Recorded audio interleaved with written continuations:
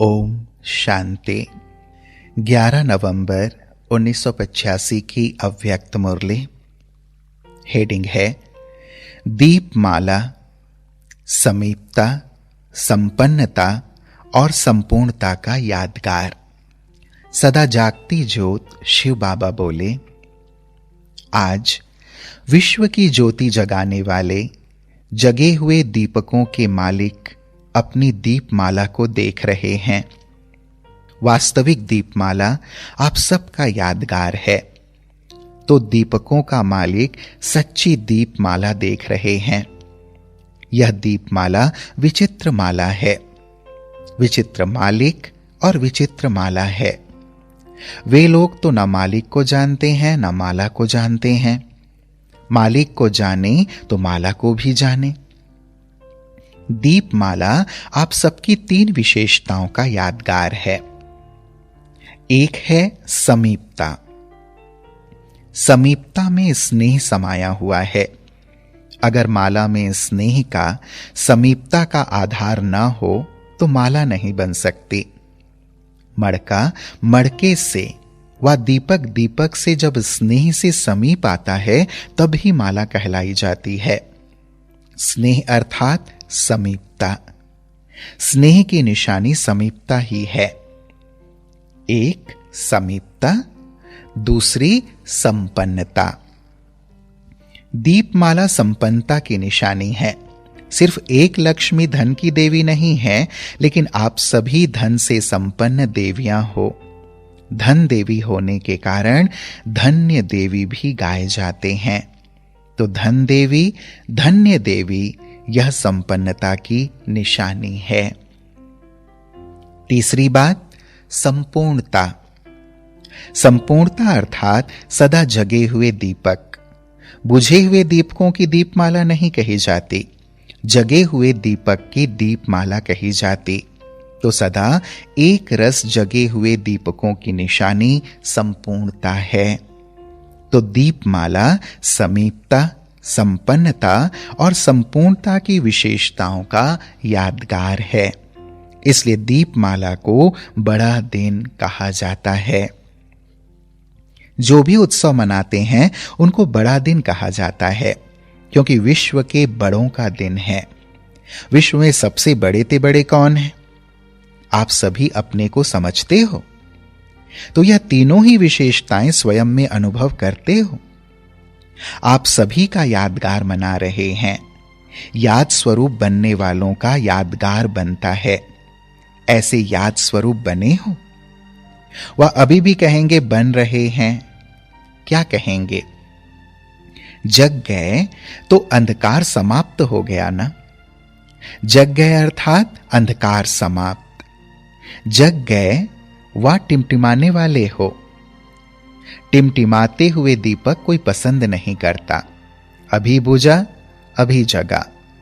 Light भी अगर एक रस नहीं जलती तो पसंद नहीं करेंगे, उसको बंद कर देंगे ना। जगमगाते हुए दीपक और टिमटिमाते हुए दीपक क्या पसंद करेंगे? बड़े दिन की छुट्टी क्यों मनाते हैं? जो भी बड़े दिन आते हैं उसमें छुट्टी मनाते हैं और छुट्टी की खुशी होती है। हर मास के कैलेंडर में पहले सब क्या देखते हैं? बड़े दिन कितने हैं, छुट्टियां कितनी हैं। तो बड़ा दिन अर्थात छुट्टी का दिन, मेहनत से छुट्टी का दिन, मेहनत से छुट्टी का दिन और मोहब्बत के मजे में रहने का दिन। जब कमजोरियों को व माया को छुट्टी दे देते हो तो मेहनत खत्म और मजे के दिन शुरू हो जाते हैं। बड़ा दिन अर्थात छुट्टी का दिन, इसलिए यादगार रूप में भी छुट्टी मनाई जाती है। छुट्टी के दिन क्या करते हैं? मौज मनाते हैं ना। छुट्टी का दिन आराम का दिन होता है। आपका आराम क्या है? आप आराम करते हो या आराम करते हो? आराम नहीं, आराम, आराम करते हो ना। इसी को ही वास्तविक आराम कहते हैं। दीपमाला में और क्या करते हो? मुबारक बधाइयां देते हो ना। कोई भी उत्सव आता है, जब एक दो से मिलते हैं तो बधाई देते हो ना। यह रिवाइज भी क्यों चला है? यह रिवाज भी क्यों चला है? जब भी कोई को मुबारक देते हो तो कैसे देते हो? गले मिलते, हाथ भी मिलाते, मिठाई खिलाते, खुशी मनाते हैं। अपनी याद और प्यार देना और लेना, इसमें भी मुबारक मानते हैं। तो संगम पर अर्थात बड़े दिनों पर आप सभी सदा काल के लिए माया के विदाई की बधाई मनाते हो, विजयी बनते हो। इसलिए विजयी बच्चों को बाप दादा सदा मुबारक देते हैं। याद प्यार देते अर्थात मुबारक देते। बाप दादा रोज मुबारक देते हुए बाप दादा हर रोज बच्चों को कौन सा शब्द कहते हैं? मीठे मीठे कह मुख मीठा कर देते हैं। बाप दादा रोज मीठे मीठे शब्द ही कहते हैं। मीठा का यादगार है, मुख मीठा करते रहते हो। ऐसी दीपमाला मनाने वाले हो, वह आपकी दीपमाला मनाई जा रही है। आपने बाप के साथ मनाई है, इसलिए विश्व आपकी यादगार मनाता। समझा? दीपमाला का अर्थ क्या है? बनना ही मनाना है। दीपमाला के लिए आए हो। बाप दादा भी दीपकों की माला को देख हर्षित होते हैं। मिलना ही मनाना है। सभी मौजों के घर में पहुंच गए हो ना? मधुबन अर्थात मौजों का घर। मन में मौज है तो हर कार्य में मौज है। किसी भी प्रकार की मूंझ नहीं। क्यों, क्या यह है मूंझ? ओहो, आहा, यह है मौज। क्यों, क्या तो अब नहीं है ना? दशहरा तो मना के आए हो ना? अभी दिवाली मनाने आए हो। दशहरे के बिना दिवाली नहीं होती। दशहरा समाप्त करके दिवाली मनाने आए हो। विजयी हो गए हो ना? अच्छा, बच्चों की वृद्धि होती जा रही है और होती रहेगी। वृद्धि प्रमाण विधि भी बनानी पड़ती है। अव्यक्त होते अभी 17 वर्ष का 17वां पाठ पूरा हुआ। बाकी क्या रहा है? फिर भी बाप दादा बच्चों के स्नेह के कारण अव्यक्त होते भी व्यक्त में टेम्परेरी रथ में 17 साल सवारी की। 17 साल कम तो नहीं। समय और शरीर की सीमा भी होती है। नाम तो अव्यक्त कहते और मिलने चाहते व्यक्त में। यह क्यों? सहज लगता है इसलिए। फिर भी बाप दादा नए नए बच्चों का उलाहना निभाने के लिए आते रहते हैं। अभी 18 तारीख को फिर 18 साल शुरू होगा। 18 अध्याय क्या है? सभी तैयार हो ना? सेवा समाप्त कर ली। अभी बाप समान अव्यक्त रूप बन जाओ। अव्यक्त रूप की सेवा की। अभी तो अव्यक्त रूप को भी व्यक्त में आना पड़ता है। अव्यक्त रूपधारी बन नष्टो मोहा स्मृति लब्धा अर्थात स्मृति स्वरूप। अभी यह सेवा रही हुई है। पद यात्रा की सेवा तो कर ली, अब रूहानी यात्रा का अनुभव कराना है। अभी इसी यात्रा की आवश्यकता है। इसलिए अभी बाप दादा भी अव्यक्त विधि प्रमाण बच्चों से मिलन मनाएंगे। वृद्धि प्रमाण विधि को परिवर्तन करना ही होता है। बच्चों का अधिकार है मुरली। मुरली द्वारा मिलना और अव्यक्त दृष्टि द्वारा यह दोनों मिलन वरदान की अनुभूति करा सकते हैं। इसलिए अव्यक्त स्थिति में स्थित हो, अब दृष्टि द्वारा वरदानों का अनुभव करो। नहीं तो सुनने की जिज्ञासा से दृष्टि का महत्व कम अनुभव कर सकते हो। 2 गायन हैं, नजर से निहाल और मुरली का जादू। इसलिए अब दृष्टि द्वारा वरदान पाने के अधिकारी बनो। जितना स्वयं अव्यक्त स्थिति में स्थित होंगे, उतना अव्यक्त दृष्टि की भाषा को कैच कर सकेंगे। यह दृष्टि का वरदान सदा काल का परिवर्तन का वरदान है। वाणी का वरदान कभी याद रहता, कभी भूल जाता है, लेकिन अव्यक्त रूप बन अव्यक्त दृष्टि से प्राप्त हुआ वरदान सदा स्मृति स्वरूप, समर्थ स्वरूप बनाता है। अभी दृष्टि से दृष्टि की भाषा को जानो। स्थापना में क्या हुआ? दृष्टि की भाषा से, दृष्टि के जादू से स्थापना का कार्य आरंभ हुआ। समझा? अच्छा, फिर सुनाएंगे 18 अध्याय की सेवा क्या है। बच्चे घर का श्रृंगार हैं। मधुबन का श्रृंगार, मधुबन में पहुंच गए हो। भल मनाओ, गाओ, नाचो, लेकिन अव्यक्त रूप में, न्यारे और प्यारे रूप में। जो दुनिया करती है वह न्यारापन नहीं। खेलो, खाओ, हंसो, नाचो, लेकिन न्यारे और प्यारे रहो। बाप दादा सभी सेवा केंद्रों के देश विदेश के सभी बच्चों को अपने गले के विजयी माला, दीप माला को देखते हुए हर्षित हो रहे हैं और हर एक विजयी जगे हुए दीपक को संगम युग और नई दुनिया के सर्व जन्मों की मुबारक दे रहे हैं। सदा समीप रहने वाले, सदा संपन्न रहने वाले, सदा संपूर्ण रहने वाले, तीनों विशेषताओं से भरपूर बच्चों को त्रिमूर्ति संबंध से सदा काल की मुबारक कहो, बधाई कहो, ग्रीटिंग्स कहो। सदा है और सदा रहेगी। बाप दादा भी धनवान बच्चों को धन्य हो की मुबारक दे रहे हैं। सदा मीठे हैं, मीठे बनाने वाले हैं। मीठे बोल, मीठी भावना से सबको मन और मुख मीठा कराने वाले, ऐसे सदा मीठा भव।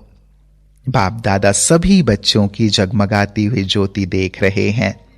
दूर होते भी अनेक बच्चों के जगमगाते हुए ज्योति समूह के रूप में बाप दादा के सामने अभी भी हैं। सभी बच्चों के मुबारक के संकल्प, बोल, पत्र और कार्ड बाप दादा के सामने हैं। सभी देश विदेश के बच्चों की दीपमाला की मुबारक के रिटर्न में अक्षौणी बार बाप दादा मुबारक दे रहे हैं। नाम नहीं लेते, लेकिन नाम बाप दादा के सामने है। हर एक के नामों की माला भी बाप दादा के गले में पिरोई हुई है।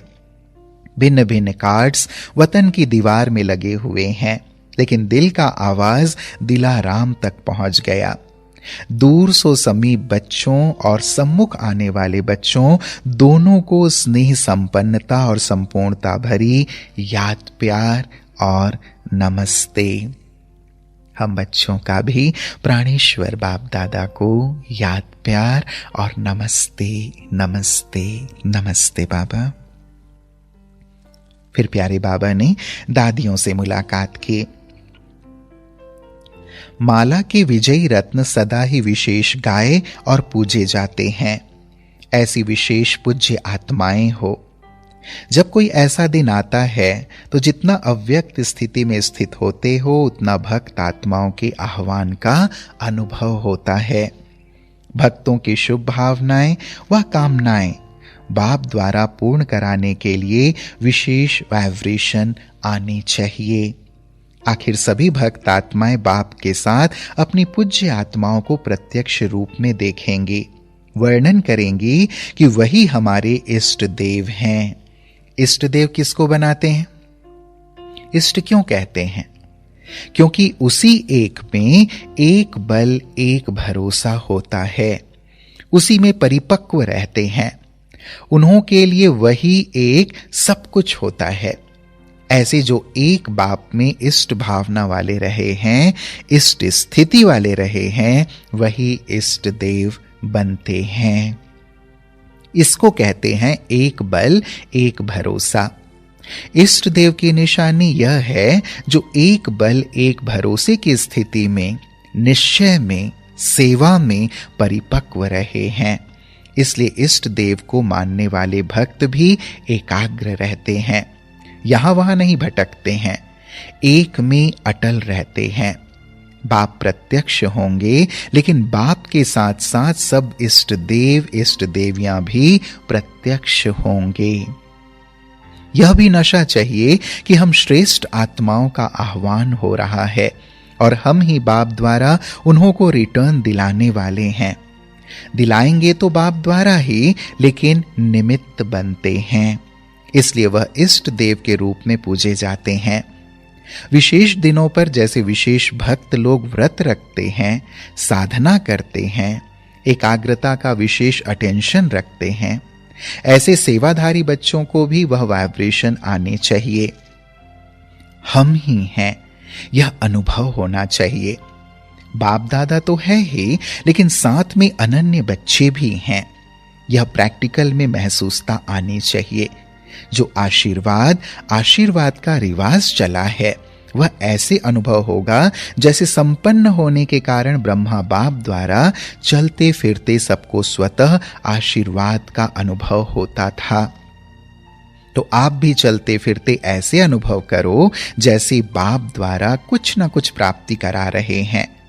प्राप्ति ही आशीर्वाद है, और कुछ मुख से नहीं कहेंगे, लेकिन प्राप्ति का अनुभव कराने के कारण सबके मुख से यही हैं कि गीत निकलेंगे। वह भी दिन आने वाले हैं। साक्षात्कार मूर्त अभी होने चाहिए। अभी सेवा साक्षात्कार मूर्त द्वारा हो। जैसे शुरू में चलते फिरते साक्षात्कार मूर्त देखते थे, ब्रह्मा को नहीं देखते थे, कृष्ण को देखते थे। कृष्ण पर मोहित हुए ना, ब्रह्मा पर तो नहीं हुए। ब्रह्मा गुम होकर कृष्ण दिखाई देता था, तब तो भागे ना। कृष्ण ने भगाया, यह तो राइट है, क्योंकि ब्रह्मा को ब्रह्मा नहीं देखते, कृष्ण देखते थे। तो यह साक्षात्कार स्वरूप हुआ ना। उसी ने इतना मस्त बनाया, भगाया। साक्षात्कार ने ही सब कुछ छुड़ाया। भक्ति का साक्षात्कार सिर्फ देखने का होता है, लेकिन ज्ञान का होता है देखने के साथ पाना। यही अंतर है। सिर्फ देखा नहीं, पाया। कृष्ण हमारा है, हम गोपियां हैं। इसी नशे ने स्थापना कराई। हम वही हैं, हमारे ही चित्र हैं। तो ऐसे ही साक्षात्कार द्वारा अभी भी सेवा हो। सुनने द्वारा प्रभाव तो पड़ता ही है, लेकिन परिवर्तन नहीं होता है। अच्छा अच्छा कहते हैं, लेकिन अच्छा बनते नहीं। जब उन्हें साक्षात्कार में प्राप्ति होगी तो बनने के बिना रह नहीं सकेंगे। जैसे आप सब बन गए हो ना, तो अभी चलते फिरते फरिश्ते स्वरूप का साक्षात्कार कराओ। सिर्फ भाषण वाले नहीं, लेकिन साक्षात्कार स्वरूप दिखाई दे। भाषण करने वाले तो बहुत हैं, लेकिन आप हो भासना देने वाले। ऐसे जो बनते हैं वही नंबर आगे लेते हैं। सिर्फ क्लास कराने से भासना नहीं आती। क्लास सुनते भी हरेक की चाहना होती कि भासना मिले। तो अब भाषण बदलकर भासना दो, तब समझेंगे कि यह अल्लाह लोग हैं। अल्लाह लोग अर्थात न्यारे। अभी तो कह देते हैं यह भी अच्छा, वह भी अच्छा, मिलाते रहते हैं, लेकिन अभी भासना स्वरूप बन जाओ, प्राप्ति का अनुभव कराओ। अच्छा, ओम शांति।